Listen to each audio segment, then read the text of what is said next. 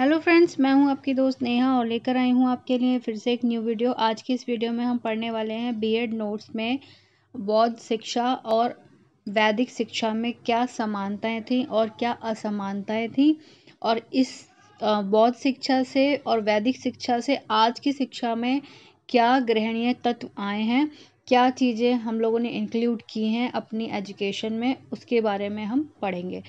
तो जो लोग भी अभी चैनल फर्स्ट टाइम विजिट किया है, जिन्होंने वीडियो फर्स्ट टाइम देख रहे हैं, welcome to my YouTube channel sociology notes, जिसमें आपको मिलती हैं सोशियोलॉजी नोट्स से रिलेटेड प्रॉपर नोट्स की वीडियो और बीएड नोट्स से रिलेटेड प्रॉपर वीडियोस। सभी का लिंक आपको वीडियो के डिस्क्रिप्शन बॉक्स में मिलेगा, वहां से जाके आप चेकआउट कर सकते हैं, देख सकते हैं सारी वीडियोस को, प्लेलिस्ट भी आप चेक कर सकते हैं। तो आज की वीडियो में वैदिक शिक्षा प्रणाली और बौद्ध शिक्षा प्रणाली में क्या समानताएं थी, हम ये देखने वाले हैं। और ये चैप्टर जो है आज कंप्लीट हो जाएगा। उसके बाद हम मध्यकालीन शिक्षा के बारे में पढ़ेंगे, जिसमें मुगल शिक्षा भी आती है। तो देखिए, बौद्ध शिक्षा और वैदिक शिक्षा में क्या समानताएं हैं। शिक्षा राज्य के नियंत्रण से मुक्त थी, ये दोनों में समानताएं हैं। शिक्षा में आय के स्रोत दान एवं भिक्षा थी, जैसा कि हमने पहले पढ़ा था। शिक्षा का संगठन प्राथमिक व उच्च दो स्तरों में किया गया। फोर्थ पॉइंट है इसका, शिक्षा के उद्देश्य लगभग समान थे तथा छात्रों के चरित्र निर्माण पर विशेष बल दिया जाता था। शिक्षकों को उच्च स्थान प्राप्त था। शिक्षण संस्थाएं आवासीय थीं। जन शिक्षा के लिए कोई विशेष प्रयास नहीं किए गए, मतलब जो शिक्षा को उसको फैलाव नहीं किया गया, ठीक है। जन शिक्षा तक आम जनता तक शिक्षा नहीं पहुंची थी। स्त्री शिक्षा पर कम ध्यान दिया गया। धार्मिकता व नैतिकता पर सर्वाधिक बल दिया गया। कला कौशलों और व्यवसायों में शिक्षा की व्यवस्था थी। तो ये थी समानताएं। अब हम देखते हैं क्या असमानताएं थी दोनों में। वैदिक काल में शिक्षा गुरुकुलों में तथा बौद्ध काल में मठों व विहारों में प्रदान की गई थी शिक्षा। वैदिक काल में वेद अध्ययन तथा बौद्ध काल में बौद्ध धर्म के नियमों के अध्ययन पर बल दिया जाता था। वैदिक युग में शिक्षा का माध्यम संस्कृत था। ये शॉर्ट क्वेश्चन में पूछा जाता है, चाहे आप सीटेट करने जा रहे हैं या आप बीएड के नोट्स में शॉर्ट क्वेश्चंस में क्वेश्चन काफ़ी बार पूछा गया है कि वैदिक युग की जो शिक्षा थी वो किस भाषा में दी जाती थी, तो संस्कृत भाषा में। एक बौद्ध युग में पाली और अन्य क्षेत्रीय भाषाएं थी। तो जो बौद्ध युग में शिक्षा किस भाषा में थी, पाली में या क्षेत्रीय भाषा, जो वहाँ की क्षेत्रीय भाषाएं होती थी, ठीक है। उत्तर वैदिक काल में शिक्षा सभी वर्णों के लिए नहीं थी।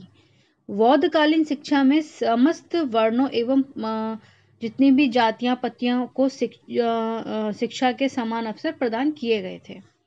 वैदिक शिक्षा का स्वरूप पित्तनवादी, मतलब जो वहाँ के पित्र होते थे, राजा महाराजा, ये सब, इन सब चीजों से एक वंत था, मतलब एक ही उस पर शिक्षा आधारित थी, बौद्ध नियम, ठीक है ना, या वैदिक शिक्षा वैदिक नियम पर। जबकि बौद्ध शिक्षा में यह जनतंत्रवादी थी, ठीक है। वैदिक शिक्षा में पंथ, जो 5 पंथ होते हैं, उनमें पंथवादी शिक्षा थी, और जो बौद्ध शिक्षा थी वो जनतंत्रवादी थी, ठीक है। और वैदिक शिक्षा में स्वरूप व्यक्तिगत और पारिवारिक था, जबकि बौद्ध काल में शिक्षा का प्रारूप संस्थागत एवं व्यवहारिक था, मतलब वहाँ का इंस्टीट्यूट लेवल पे था वो। वैदिक काल में आंतरिक अनुशासन तथा बौद्ध काल में बाह्य अनुशासन पर अधिक बल दिया जाता था। मतलब वैदिक काल में जो छात्र थे शिक्षा ग्रहण करने के लिए जाते थे आश्रम में, गुरुकुलों में, तो वहां पे उनको चरित्र निर्माण पर ज्यादा ध्यान दिया जाता था, और उनको उनका खुद का अपने ऊपर डिसिप्लिन होना जरूरी था। लेकिन बौद्ध शिक्षा में उनका हर तरीके से डिसिप्लिन होना जरूरी था, कि वो चरित्र निर्माण भी हो, उनका व्यवहार भी अच्छा हो, उनका उठने बैठने का रहन सहन का तरीका भी अच्छा हो, इस सब चीज़ों पर ध्यान दिया जाता था। वैदिक काल की अपेक्षा बौद्धकालीन विश्वविद्यालय अधिक विस्तृत तथा अति विशिष्ट थे। जैसे कि अभी हमने विश्वविद्यालयों के बारे में पढ़ा था, अपने नालंदा विश्वविद्यालय के बारे में हमने पढ़ा, बल्लभ विद्या के बारे में पढ़ा, और बहुत सारे हमने जो विश्वविद्यालय हैं उनके बारे में पढ़ा था। ये सारे बौद्धकालीन शिक्षा से रिलेटेड थे। फिर देख लेते हैं हम कि आधुनिक शिक्षा के लिए ग्रहणीय तत्व या आधुनिक शिक्षा प्रणाली के विकास में बौद्ध शिक्षा प्रणाली का क्या योगदान रहा है। तो देखिए, शिक्षा पर केंद्रीय नियंत्रण की शुरुआत हुई। तो इसके अंदर मैंने नहीं इंक्लूड किया है क्योंकि जो हेडिंग है आप उसमें ही अपने आप बनाकर अपने आप, क्योंकि आपने सारा चैप्टर पढ़ लिया तो आप जब पॉइंट्स आप लिखेंगे, तो मैंने सिर्फ पॉइंट वाइज, हमारी जो मैम बोल रही थी तो हमने सिर्फ पॉइंट्स लिख लिए थे, इसके अंदर हमने नहीं लिखा था। ठीक है, तो आपको भी मैं वही चीज़ दिखा रही हूँ, पॉइंट्स दिखा रही हूँ, आप इनके अंदर खुद भी बनाकर लिख सकते हैं कि क्या क्या चीज़ें इसमें हुई थी। तो शिक्षा पर केंद्रीय नियंत्रण की शुरुआत हुई। तो वैदिक काल में शिक्षा पर केंद्रीय नियंत्रण की शुरुआत हुई। शिक्षा का विभिन्न स्तरों में विभाजन हुआ, जैसे कि मैंने अभी आपको बताया, उच्च स्तर, प्राथमिक स्तर, है ना, इस तरह से। शिक्षा के उद्देश्यों का समानुकूल हुआ। शिक्षा की अति विस्तृत पाठ्यचर्या हुई, मतलब विस्तृत पाठ्यचर्या यानी कि उसमें काफ़ी सारे सिलेबस इंक्लूड किया गया, जैसे कि आपका चिकित्सक हो गया, आपका बिजनेस से रिलेटेड हो गया, आपका कला कौशल हो गया, आपका भाषा का ज्ञान हो गया, आपका गणित यानी कि आपका जो भी अंक गणित भी, ज्योतिष विद्या हो गई, ये सारी चीज़ें उसमें इंक्लूड की गई। गुरु शिष्य के बीच मधुर संबंधों की निरंतरता बनी रही। विद्यालय और आज भी ये चीज़ें एक्सपेक्ट की जाती हैं स्टूडेंट से भी और हमारे टीचर्स से भी कि दोनों के बीच के जो रिलेशन है वो अच्छे होने चाहिए। विद्यालय शिक्षा का शुभारंभ हुआ। दोनों शिक्षा से आज की शिक्षा में यही इंक्लूड किया गया है कि स्कूलिंग स्टार्टिंग हो गई ना, स्कूल बच्चों के लिए स्टार्ट किए गए, बाद में स्कूलिंग शिक्षा होने लगी, स्कूल में एजुकेशन दी जाने लगी। जन शिक्षा की शुरुआत हुई कि शिक्षा को इतना विस्तृत, इतना फैलाव किया गया, उसका आगे तक बढ़ाया कि हर घर तक शिक्षा पहुंचे, हर घर का बच्चा स्कूल जाए। स्त्री पुरुषों की समान शिक्षा, यानी कि पहले स्त्रियों की शिक्षा पर ध्यान नहीं दिया जाता था, लेकिन जब बौद्धकालीन शिक्षा और वैदिक कालीन शिक्षा दोनों से जब एक चीज़ पता लगी कि भाई स्त्री शिक्षा पीछे रह गई, तो फिर स्त्री शिक्षा पर भी ध्यान दिया गया। दोनों के लिए जो एजुकेशन है उसको बराबर समान दिया गया।